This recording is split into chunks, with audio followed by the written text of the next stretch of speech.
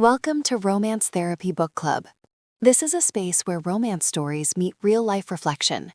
We read short romance stories, not just for entertainment, but as mirrors. Mirrors that help us explore love, attachment, healing, boundaries, and the relationship we're building with ourselves. Romance therapy isn't about finding the one.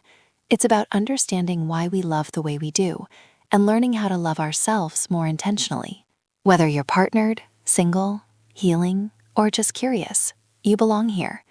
We read together, we reflect honestly, and we grow, one story at a time. If this resonates with you, stay a while. The conversation is just getting started. It wasn't supposed to be anything more than a job. Chemny Wright told herself that from the moment she clicked submit on the application to the second she stepped through the tall glass doors of Midtown Bank, she was here to work, collect her check, and leave. Love? Romance? Distraction? That was for people who had time. The buzz hit before she could even sit down. "Girl, wait until you see Mr. Elgin," one woman whispered near the copy machine. "That man is fine, but dangerous," another chimed in. "He got people losing focus in this office when he visits the floor." Chemny rolled her eyes as she dropped her bag under her desk. She hadn't even met her supervisor yet, and already the room was charged with admiration and warnings. She avoided the gossip, just like she avoided eye contact. Later, in the break room, another woman asked her, "You met Mr. Elgin yet?" "Nope," Chemny replied without looking up. "And I'm good. I'm here to do my job, not rate managers." And she meant it. She kept her head down, her earbuds in, and made no effort to cross paths with the man everyone was apparently losing their minds over. Until her car betrayed her. The engine sputtered once, twice, then died completely in the darkening office parking lot. Everyone was gone. Her phone was at 14%.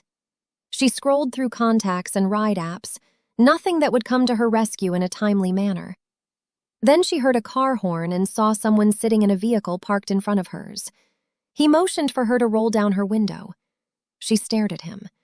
Of all the people, it was her supervisor.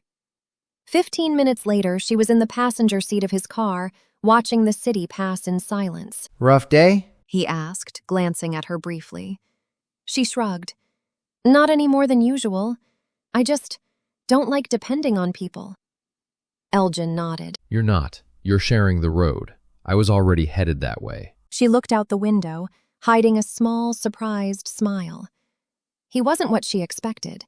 He was calm, measured, no charming overkill, no ego. Very handsome. He smelled good, real good. The kind of good that made you aware he was a real man who took care of himself. When they reached her brownstone, he pulled up to the curb and put the car in park. You don't have to do everything alone, Chemny, he said, his voice low but firm. I like to cultivate a team environment. I'll pick you up in the morning so you don't have to pay for a ride. Then we'll figure out your car. She held his gaze a moment longer than she should have, then nodded and stepped out. As she walked to her door, one thought stayed with her. I didn't want to ride with him, but sitting beside him felt safer than I thought it would. She wanted to keep her job, so she'd do what she had to do. The next morning, Chemny stood outside as the company car pulled up, with a driver. She felt a small flicker of disappointment when she realized Mr. Elgin wasn't the one behind the wheel. She slid into the back seat and rode in silence, staring out the window the entire way. During lunch, Mr. Elgin asked her to come to his office. When she walked in, he surprised her immediately. Call me Todd, he said. Then he explained that he had arranged for a mechanic to look at her car. Chemny shook her head. I don't need you to do that, she said carefully. I want to keep everything professional. Todd didn't flinch. I am keeping it professional. That's why I sent a driver instead of picking you up myself. She opened her mouth to respond, but he continued. I got a call this morning from a tow company about your car. I had to make a decision. By then, Todd was standing directly in front of her, close enough that she could feel the heat coming off his body. Her breath hitched before she could stop it. He stopped mid-sentence, clearly realizing it too. Todd took a step back and returned to his desk. The air shifted, but the tension didn't. Chemny asked him, "So, you just do this for everyone?" Todd answered quickly. I do it for employees who come to work every day and do right by their job. You haven't missed any days. You've stayed to yourself and the results show. I want to keep people like you around. Chemny shook her head. It makes you look good. Todd smiled slightly. It makes me feel good. He paused, then stumbled over his words. I mean, it feels good to have great people like you around. The tow truck pulled away just after noon, leaving Chemny's car parked neatly in her driveway like it belonged there all along. It was Saturday. The mechanic showed up a few minutes later, clipboard in hand, polite and efficient. He explained the issue, popped the hood, and got to work. Chemny stood nearby with her arms crossed, still not sure how she felt about any of it. Grateful, yes, but wary. She kept thinking about Todd. Not because he had arranged it, but because he hadn't called. No text, no voicemail, no just checking on you. Her phone buzzed once while the mechanic worked. An email notification. She hesitated, then opened it. From Todd Elgin. Subject, Vehicle Service Confirmation. Chemny, just confirming the tow and service arrived as scheduled. Once the mechanic completes the assessment, please let me know if there are any additional invoices or documentation so I can close the vendor request on my end. Todd. That was it. No concern dressed up as professionalism. No personal language hiding behind courtesy. The mechanic is here and assessing now. I'll forward the invoice once it's ready. Thank you. She hit send and set her phone down. For the first time since her car had died in that parking lot, she felt steady. Not rescued, not managed, just supported. And somewhere across the city, Todd closed the email thread, approved the service order, and didn't reach out again. Because sometimes the line between care and control was thin, and he was determined not to cross it. It had taken her 3 weeks to get her car fixed. Chemny stood in her driveway, keys in hand, staring at her vehicle like it might disappear if she blinked too long. The hood gleamed under the late afternoon sun, freshly cleaned, repaired, whole again. A month ago, it had died on her without warning. A month ago, she had ridden home in her supervisor's car. She opened the driver's door and slid into the seat. The familiar scent, her scent, wrapped around her, and she let out a breath she didn't realize she'd been holding. Her fingers rested on the steering wheel for a moment longer than necessary. Freedom. Her phone buzzed. Todd Elgin. She frowned. He hadn't contacted her outside of work since that weekend. Ever. She answered on the third ring. "Hello?" Hey. Todd said, then stopped himself. She could hear the pause, the recalibration. This is Todd. From work. From work. I just received confirmation that the final service invoice was closed, he continued, his voice steady but measured. I wanted to make sure you got your car back. She glanced at the dashboard. I did. I'm sitting in it now. There was silence on the other end, just long enough to feel heavy. That's good, he said quietly. Too quietly. For a split second, she could hear the words he didn't say. Are you okay? Does it feel good to be back in your own space? Todd cleared his throat. I'll note it as resolved on Monday. If you need any schedule flexibility next week, let me know through the usual channel. Chemny smiled to herself. I will. Thank you, Todd. He hesitated again. Just a beat. Drive safe, Chemny. She set the phone down and started the engine. It turned over smoothly. No sputter, no protest. As she pulled out of the driveway, one thought followed her down the street. He cared enough to check, but respected me enough to stop. And, in his quiet apartment, Todd stood with his phone in his hand long after the call ended, aware of one truth he couldn't ignore anymore. Pulling back had taken more effort than stepping forward ever would have. The weeks flew by, and Todd kept his contact with Chemny to a minimum. The team continued to grow, and Chemny thrived.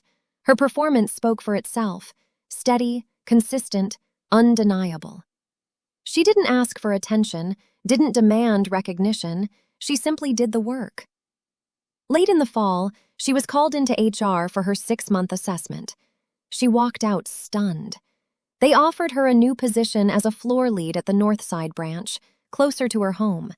A $30,000 pay increase, flexibility to work from home, growth she hadn't even realized she was quietly earning.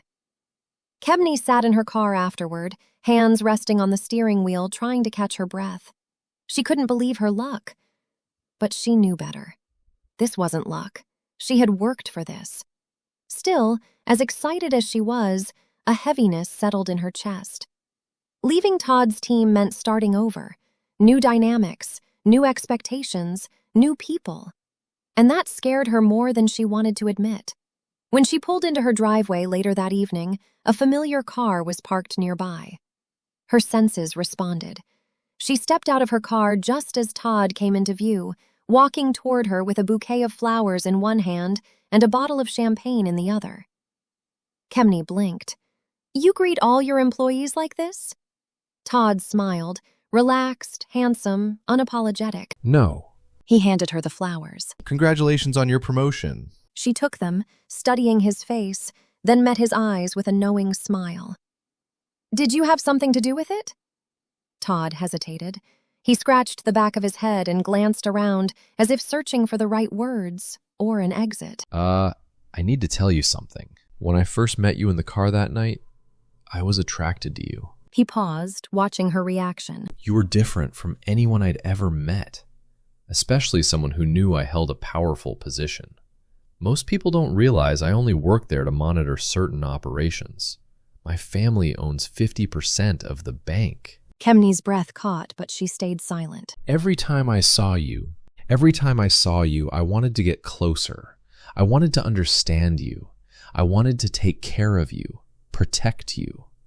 My grandfather always said that if a woman made you feel like that, steady, intentional, protective, then she was someone you could love forever. He exhaled. So to answer your question, yeah, I had something to do with it.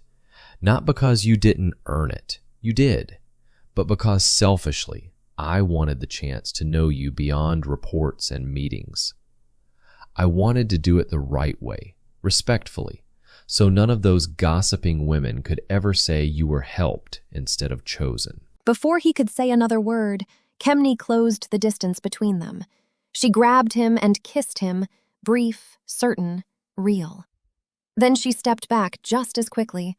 "Oops! I'm so sorry, Todd," she said, breathless. I just...